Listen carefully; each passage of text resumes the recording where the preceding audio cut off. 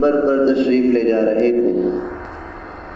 پہلی سیڑھی پر قدم رکھا تو فرمایا آمین، دوسری سیڑھی پہ قدم رکھا پھر فرمایا آمین، اور تیسری سیڑھی پر قدم رکھا پھر فرمایا آمین۔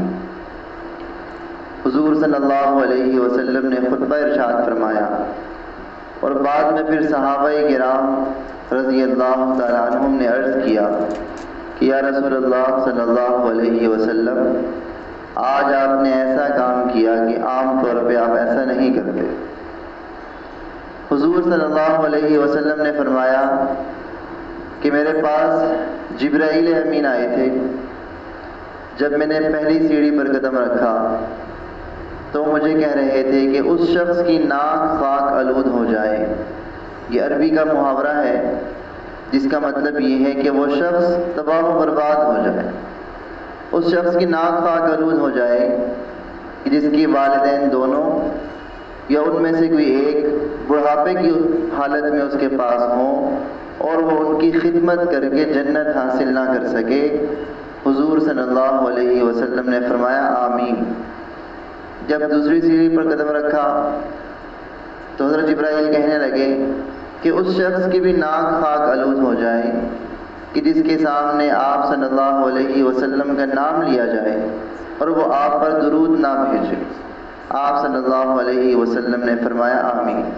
اور جب تیسری سیڑھی پر قدم رکھا تو وہ کہنے لگے اس شخص کی بھی ناک خاک آلود ہو جائے کہ جس کو رمضان کا مہینہ ملے اور وہ اللہ سے معافی مانگ کے اپنے گناہ نہ بخشوا لے اور اپنے آپ کو جہنم سے آزاد نہ کروا لے۔ تو حضور صلی اللہ علیہ وسلم نے فرمایا آمین۔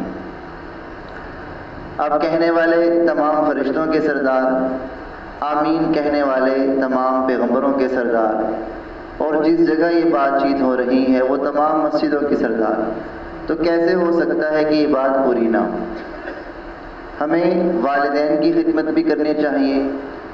ایک طرف تو یہ وعید ہے لیکن دوسری طرف یہ حدیث فضیلت بھی ہے کہ اگر کوئی والدین کی خدمت نہ کر کے تباہ و برباد ہو سکتا ہے تو یہ بھی یاد رکھیں کہ اگر کوئی خدمت کرتا ہے تو وہ یقین رکھیں کہ جنت اس کی پکی ہو گئی۔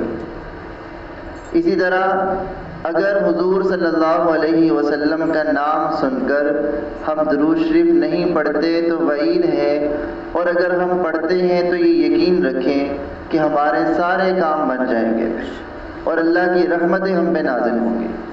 اسی طرح رمضان المبارک میں اگر ہم عبادت نہیں کرتے، توبہ نہیں کرتے، گناہوں کو نہیں چھوڑتے تو وعید ہے، لیکن اگر رمضان المبارک میں ہم نے توبہ کی تو یہ بھی یقین رکھیں کہ اللہ ہمارے سارے گناہوں کو معاف کر دے گا اور اللہ ہمیں جہنم سے آزاد کر دے گا۔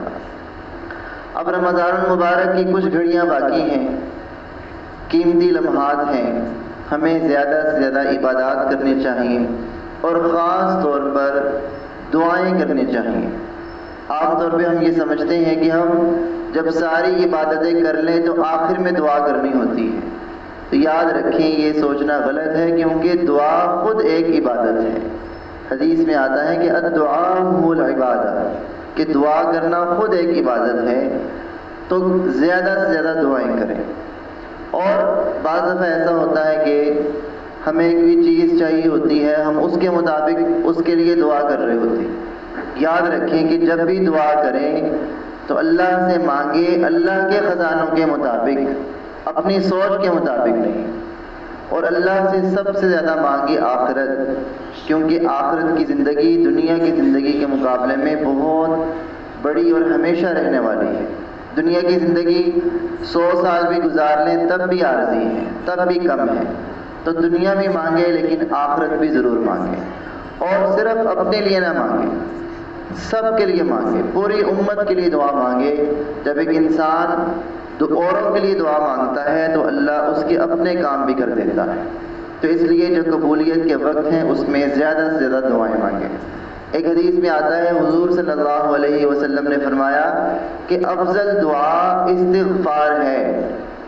سب سے بہترین اور فضیلت والی دعا یہ ہے کہ انسان اللہ سے یہ کہے کہ یا اللہ مجھے معاف کر دے، استغفار کا سب سے مختصر جملہ ہے استغفر اللہ۔ اردو میں کہہ لیں یا اللہ مجھے معاف کر دے، یا عربی میں کہہ دیں استغفر اللہ۔ تو جتنے بھی قبولیت کے لمحات ہیں ہم زیادہ سے زیادہ استغفار کریں۔ کئی بزرگان دین نے لکھا ہے کہ یہ استغفار کرنا ایسی زبردست عبادت ہے کہ جو لوگ کثرت سے استغفار کرتے ہیں، بلکہ یہ ایسا وظیفہ ہے کہ جتنے بھی کام جن کے بارے میں ہم سوچ رہے ہوتے ہیں کہ ہمارا فلاں کام ہو جائے اس کے لیے ہم کیا وظیفہ کریں، تو استغفار سب سے بہترین وظیفہ ہے۔ اور استغفار یہ ایسی دعا ہے کہ جب انسان کثرت سے استغفار کرتا ہے تو بہت ساری حاجات اس کی ایسی ہیں کہ دعا مانگنے سے پہلے ہی اللہ وہ پوری کر دیتا ہے۔